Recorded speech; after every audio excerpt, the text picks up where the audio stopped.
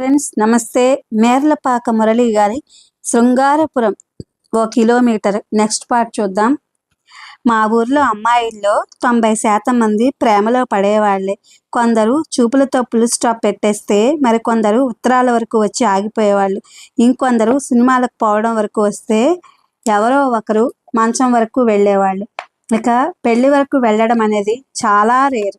కులాలు, ఆస్తి, అంతస్తులు ఇలా ఎన్నో అడ్డుగోడలు ఉండటంతో పాటు ప్రేమించిన వాడినే పెళ్లి చేసుకోవాలన్న పరిణితి రాకపోవడం కూడా ఓ కారణం.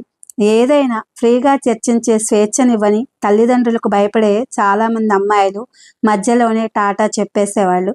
నేను అంతే. మా నాన్న మంచివాడే కానీ ఈ విషయంలో మాత్రం చండ శాసనుడు.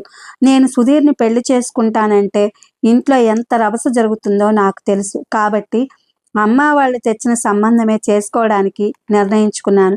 పెళ్లి చూపులు అయ్యాయి. అందరికీ అన్నీ నచ్చాయి కనుక ఆ రాత్రి ఇరువైపుల పెద్దలంతా కట్న కానుకల గురించి చర్చించుకోవడం మొదలుపెట్టారు. పెళ్లి చేసుకునే వాళ్ల ముందు ఏమాత్రం ఇబ్బంది పడకుండా చర్చల్లో మునిగిపోయారు.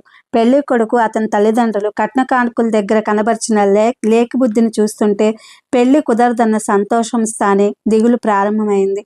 నేనేదో మొసళ్ళ మడుగులోకి అడుగు పెట్టుతున్నట్లు అనిపించింది. విస్తర్లుగా అరిటాకులే వేయాలి అని కండిషన్ పెట్టాడు కాబోయే మావయ్య. పాయసం దొన్నెలు బాగా పెద్దవి కుట్టించండి. మా బంధువులంతా పెద్ద మహారాజులు, చిన్న దొన్నెలు పెడితే నామోషిగా ఉంటుంది అంది మా అత్తమ్మ.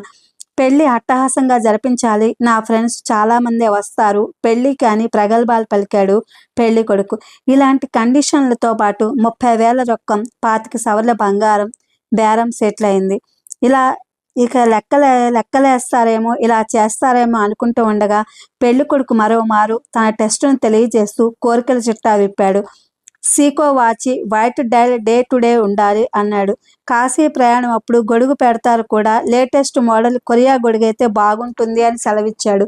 ఈ తంతు జరిగేటప్పుడు చెప్పులు పెడతారు కదా, చెప్పులు నాకొద్దు, బూట్లు కావాలి, అవి యాక్షన్ కంపెనీవై లేసులుండాలి అని కోరాడు.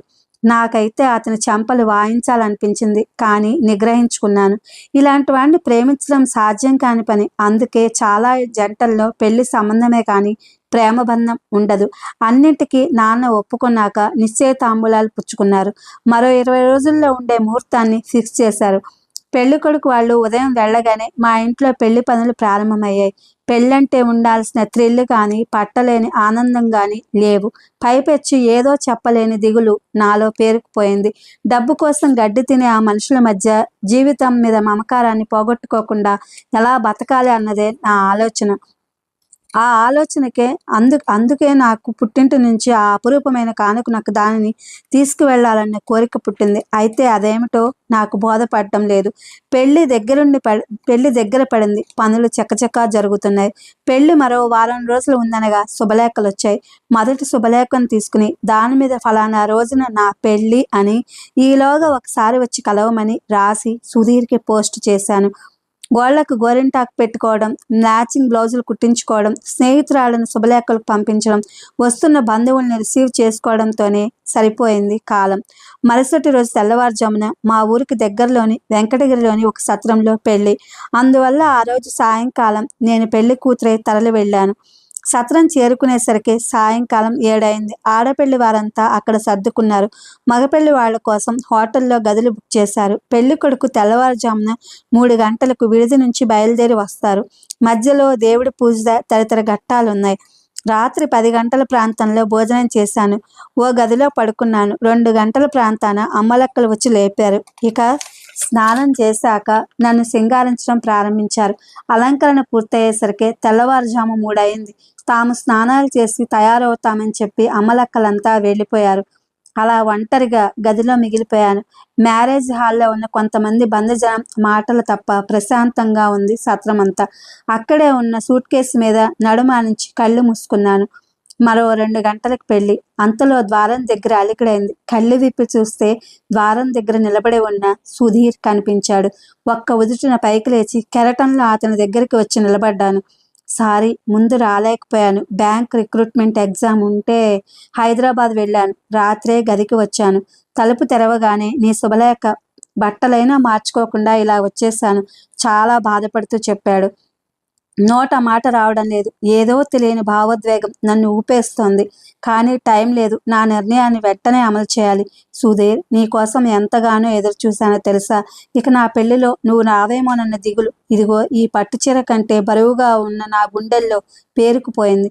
ఇంకో 2 గంటల్లో పెళ్లి. నువ్వు నాకు అపురూపమైన బహుమతి ఇవ్వాలి. ఇస్తావా?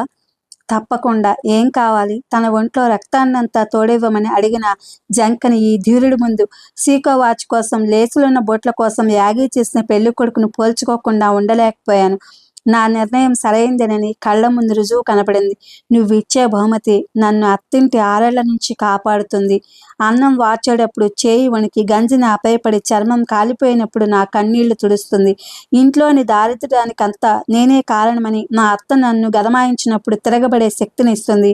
కూరలు బాగాలేవని మా మామగారు విసుక్కున్నప్పుడు నన్ను ఊరడిస్తుంది. నా వల్ల తన సుఖాలన్నీ దూరమయ్యానని నా భర్త నా వైపు అసహ్యంగా చూసినప్పుడు భుజం తట్టి ధైర్యం ఇస్తుంది. ఏడుపు తన్నుకుంటూ రావడంతో నా మాటలు తడబడుతున్నాయి. కానీ ఆపలేదు. చెప్పుకుపోయాను. అవును సుధీర్, నువ్విచ్చే బహుమతి నాకు ప్రతిక్షణం మన ఉనికిని గుర్తు చేస్తుంది. నా స్నేహితురాలు నా కళ్ళ ముందు నిలుపుతుంది. మా అమ్మా నాన్నల వెచ్చటి ఒడిని మురిపిస్తుంది, మరపిస్తుంది. పెరట్లోంచి కాలు పెట్టగానే పచ్చని చేతులతో ఆహ్వానం పలికే పంట చేలు నా మనసులో మెదులుతుంది. ఇదంతా నువ్వే ఇవ్వగలిగే అద్భుతమైన బహుమతి ఏమిటో తెలుసా? ఓ అందమైన జ్ఞాపకం. అవును సుధీర్, జ్ఞాపకం. అయితే అది ఎప్పటికీ ఎడబాటు లేకుండా నా గుండెల్లో ఉండిపోతుంది. నాలో రసస్పందన చచ్చిపోకుండా కాపాడుతుంది. అత్తింటి నరకాన్ని మర్చిపోవడానికి పుట్టింటి నుంచి నేను తీసుకుపోవాలనుకుంటున్నది ఓ అందమైన జ్ఞాపకం. అది నువ్వు ఒక్కడివే ఇవ్వగలవు. మరిస్తావా అని చేయి ముందుకు చాచాను. అతని కళ్ళల్లో నీళ్లు వరడం లైట్ వెలుగులో స్పష్టంగా తెలుస్తోంది. నా చేతిలో చేయి వేశాడు. అయితే రా అంటూ ముందుకు కదిలాడు. అలా నడుస్తున్న నాకు తాళం వేయకుండా కేవలం గొళ్ళెం పెట్టిన ఓ గది కనిపించింది. అదృష్టం నా పక్కనుంది. తలుపులు తెరిచి చూస్తే ఎవ్వరూ లేరక్కడ. స్టోర్స్ గది కాబోలు. ఓ మూల ఉల్లిపాయలు, వాటి పక్కన బీన్స్, క్యాబేజీ, టమాటాలు, రకరకాల కూరగాయలున్నాయి. సుధీర్ లోపలికి రాగానే తలుపులు మూసి బోల్ట్ వేశాను. మధ్యలోనున్న జీరో క్యాండిల్స్ బల్బు మసగ్గా వెలుగుతోంది. అలానే పెళ్లి కూతురి అలంకరణలో ఉన్న నేను, ఇంకో గంటలో వేరొకటి చేత తాళి కట్టించుకోవాల్సిన నేను గోడకు జారిగిలపడి కూర్చుని సుధీర్ చేయి పట్టుకుని లాగాను. అతను నాపై పడి సర్దుకున్నాడు. అతన్ని గాఢంగా హత్తుకుంటూ ప్లీజ్ కరుణించవా అని ఎప్పుడు అడిగేవాడివి. ఇదిగో ఇప్పుడు కరుణిస్తున్నాను అని అతని పెదవులను నా పెదవులతో అద్దాను. అతను నన్ను పూర్తిగా ఆక్రమించుకున్నాడు. 10 నిమిషాల తర్వాత ఇద్దరం ఒకరి నుంచి ఒకరు విడిపడ్డాం. వస్తాను సుధీర్. ఈ అద్భుతమైన జ్ఞాపకాన్ని నాకు అందించినందుకు నీకు ఎలా కృతజ్ఞతలు చెప్పుకోవాలో తెలియడం లేదు. నేను అత్తింటికి నాతో పాటు తీసుకువెళుతున్న 30,000 రూపాయలను వాళ్ల భూముల్లోకి మార్చేయచ్చు. నా ఒంటి మీద ఉన్న 25 సవర్ల బంగారాన్ని బ్యాంకులో తాకట్టు పెట్టి వాళ్ళ అవసరాలు తీర్చుకోవచ్చు. సారెతో పాటు నేను తీసుకువెళ్లే వెండి బిందెను చెడగొట్టి తండ్రి కొడుకులు మొలతాళ్లు చేయించుకోవచ్చు. కానీ ఈ మధురమైన జ్ఞాపకాన్ని వాళ్ళు నా నుంచి దొంగిలించలేరు కదా. అదే నాకు శ్రీరామరక్ష. చివరిగా అతని ముంజేతి మీద ముద్దు పెట్టుకుని తిరిగి నా గదికి వచ్చేశాను. ముహూర్తం ప్రవేశించింది అన్నట్లు పెళ్లి పందిల్లో మంగళ వాయిద్యాలు మ్రోగడం ప్రారంభమైనాయి అంటూ చెప్పడం ముగించింది ఆమె. ఆమె చెప్పిన ఈ సంఘటనకు గోపాలకృష్ణ కదిలిపోయాడు. కళ్ళల్లో పలుచటి నీటి పొర. చాలాసేపటి వరకు వాళ్ళిద్దరూ మాట్లాడుకోలేకపోయారు. ఇదంతా చాటు నుంచి గమనిస్తున్న పులిరాజు టక్కున పైకి లేచాడు. అతడు గోపాలకృష్ణ మీద ద్వేషంతో రగిలిపోతున్నాడు. ఏదో నిర్ణయానికి వచ్చినట్టు అక్కడ నుండి కదిలాడు. ఊరిలోకి వచ్చి దీవాను వెంకట్రామయ్య ఇంటి తలుపు తట్టాడు. మరో 5 నిమిషాలకి తలుపులు తెరుచుకున్నాయి. అంత రాత్రిపూట దయ్యం జడిలా పరమ వికారంగా కనిపిస్తున్న పులిరాజును చూసిన ఆయన క్షణం పాటు జడుసుకున్నాడు. కాసేపట్లో సర్దుకుని అతన్ని లోపలికి పిలిచాడు. సాయంకాలమైంది.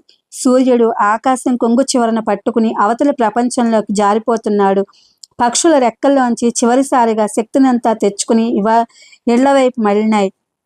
లోకం తాంబూలం వేసుకున్న నోరును తెరచినట్టు సంధ్య నింగికి నేలకు మధ్య ఎర్రగా అలముకుంది. ఫ్యాషన్ పరేడ్లో పాల్గొంటున్న అమ్మాయిల్లా పల్చటి మబ్బలు రకరకాల ఆకారాల్లో ముందుకు సాగుతున్నాయి. గోపాలకృష్ణ ఫ్రెష్గా తయారై ఇంటి బయటకొచ్చి నిలబడ్డాడు. తెల్లటి లాల్చి జుబ్బా వేసుకున్న అతని మల్లె మొగ్గల మధ్య ఒంటరి మందారపు మొగ్గలా ఉన్నాడు. ఇది ఫ్రెండ్స్, మేర్లపాక మురళి గారి Srungarapuram 1 kilometre. Thank you for watching.